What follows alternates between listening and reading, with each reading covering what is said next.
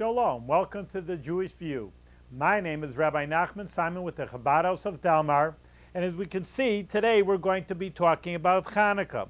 We all know about the Chanukah menorah. I'm sure you see it in stores and pictures all over, but we're going to go start right from the beginning with actually what is the holiday of Chanukah.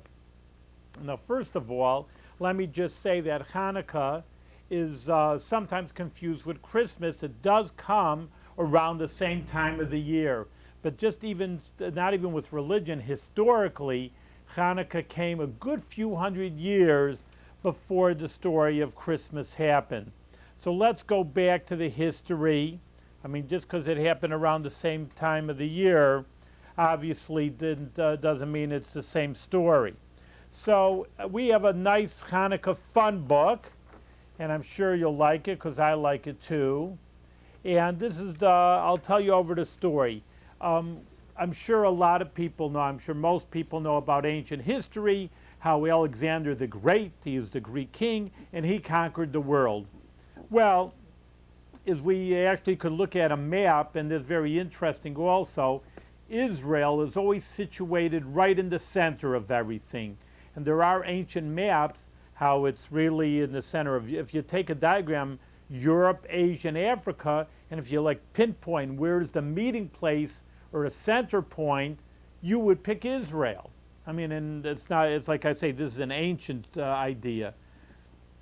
So therefore, obviously, if someone's going to conquer the world, they're going to obviously think about Israel, who's the center. And they're not in the perimeter like Iceland or Greenland or something like that maybe they wouldn't care about it. But since it's the center, and center today with the conflicts, it obviously was the center so long ago because the Middle East was the center of all civilization.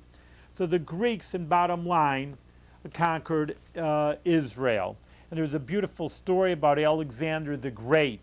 Sometimes it's very interesting. Sometimes history, the good guys in Jewish history are really bad guys, and sometimes the bad guys turn into good guys. I don't know if Alexander the Great considered bad. He did go out of his way to conquer the world. I don't know if you consider that bad or good, oppressing people. But in any case, for the Jewish people, he was good. And he actually, when he was approaching Israel, some of the enemies of Israel told him, oh, you better wipe them out because you're against you. They can't stand you. And then the Kohen Gadol, the high priest, actually came out, which he wasn't really supposed to come out of Jerusalem, but for the sake of peace he did. And he met Alexander the Great, and soldiers were all waiting. Here's the head Jewish person with the head Greek king, Alexander the Great. Alexander the Great got off his horse and bowed down to him. Couldn't believe it, Alexander the Great, he's in the middle of conquering the world. And here's a subject, one of the Jewish people in Israel, and Alexander the Great bows down to the high priest. So the answer was that Alexander said, I saw him in the dream, and he's always directing me, this high priest who I approach, I recognize his picture from my dream, telling me how to conquer the world. So really, the Jewish people were very fortunate to have a ruler, Alexander the Great. But again, as you know, ancient history, Alexander the Great didn't live that long. And then actually it was such a great empire, they divided up into 3 different portions. And because of that, sometimes you will read, I know sometimes you'll read it, that'll be the Syrians. They're fighting with the Syrians. So is it the Greeks or the Syrians? Well, the Greek Empire was subdivided into 3 parts. And Israel, which is next door to Syria, obviously, was given to the Syrian portion of the empire.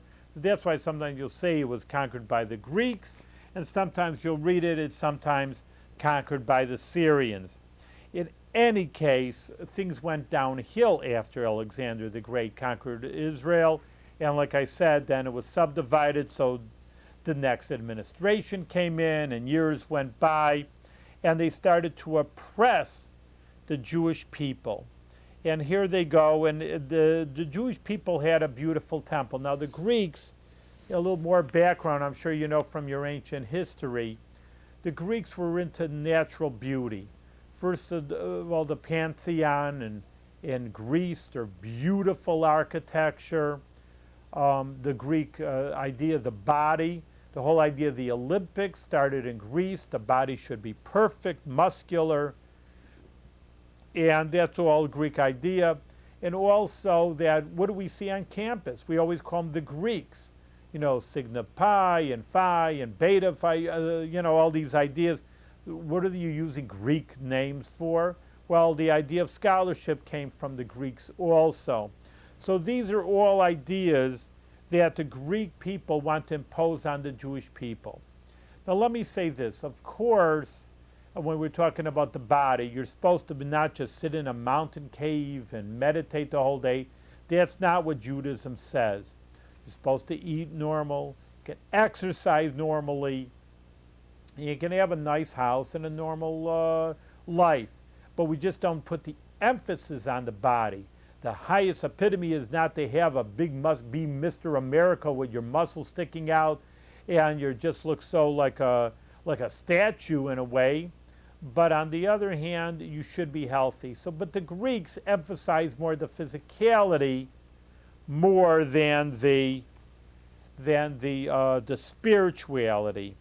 Also, the temple in Jerusalem, which all you can see today is the Western Wall, was a very beautiful building. And the Greeks said, wow, that's great, you know. We like architecture, we're into that, and this really is a beautiful building. But again, there's laws, there's certain things we just can't stand. Now, of course, all the sacrifices in the temple, one reads the Bible, were all kosher animals. Not every kosher animal, like people always say, the chicken is kosher, but there was no sacrifice of chickens. But on the other hand, there were other kosher animals, lambs, goats, cows. All right. The other animals were kosher, but only kosher animals were brought. On the other hand, the Greeks didn't appreciate this, and they said, well, why can't you bring in other animals? Well, not allowed.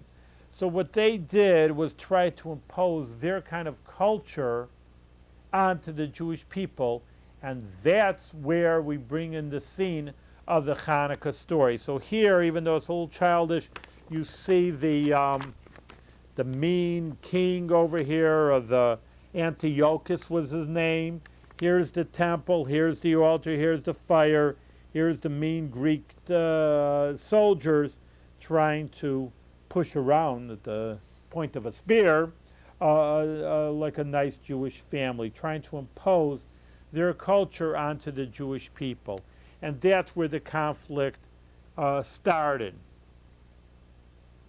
Well, that's all fine and good, but then the Jewish people were moved out of Jerusalem and out of the temple. Many Jewish people really, truth to say, agreed with the Greeks and were caught up with the Greek philosophy and culture, but many Jewish people didn't. They had to hide in the hills. And therefore we come to the leader of the Jewish people that were in the hills that started the revolt, and here we go, and that's Judah the Maccabee. And here he is, he's on his horse. They were living in the hills because they couldn't live in Jerusalem. And truth of the matter is, they weren't as strong as the Greeks, and therein lies the miracle. And they actually tried guerrilla warfare, and it was working. And they actually, little by little, got the Greeks to get out of the temple and got out of Jerusalem and the temple. And here's a little bit of the picture of the war. I can explain it to you right now, that the Greeks had a stronger army. Obviously, they had an army that conquered the world. On the other hand, here you have the Jewish people that are coming out of the hills, and like I say, using guerrilla warfare tactics to chase the Greeks out of there. Now, that's very nice that they won the war, but now what comes next? They had to go into the temple, and the temple was defamed. So here you see a few things. Here's an idol, if you can see that to the left. And the Jewish people do not have idols or statues. There's only one God that created the heavens and the earth, no statues. And the Greeks were into statues. So therefore you see a statue that was broken. And now you see in the bottom corner here where my finger is, this was the high priest. And what you see on the chest of the high priest was the Urim v'Tumim, the special 12 jewels, that his vestments that were that just the way he communicated to the Almighty. Now, everything is fine and good over here. Now they have the temple, but you see, I mean, hopefully you can see there, you see little jugs of oil that are spilled. There were no jugs of oil left over here that had oil.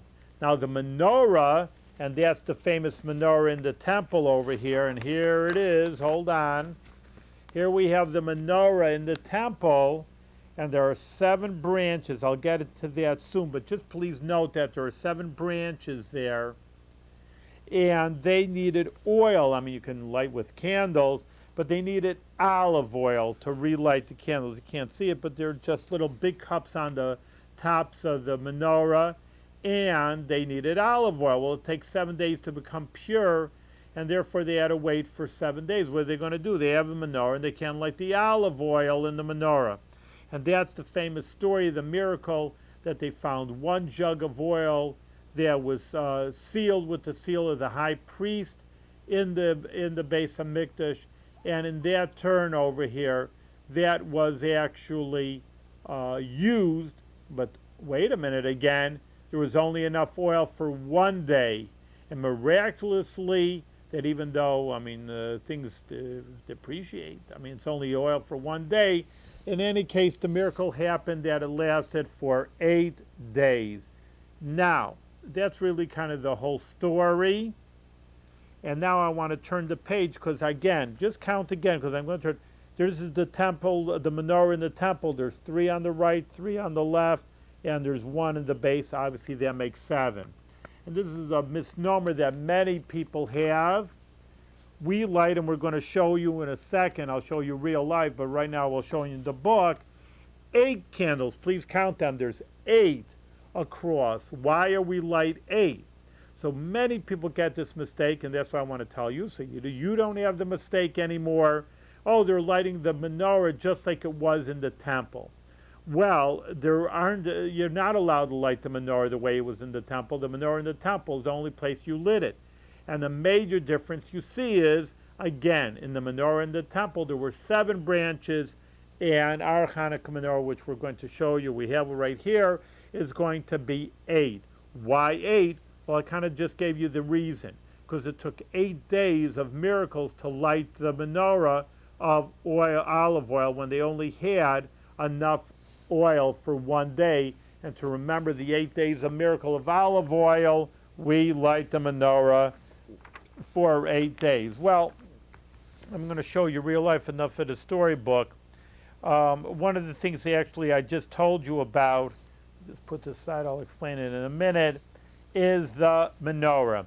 Now this is, I mean, it's nice and it's cute, but it's a little dinky, to tell you the honest truth.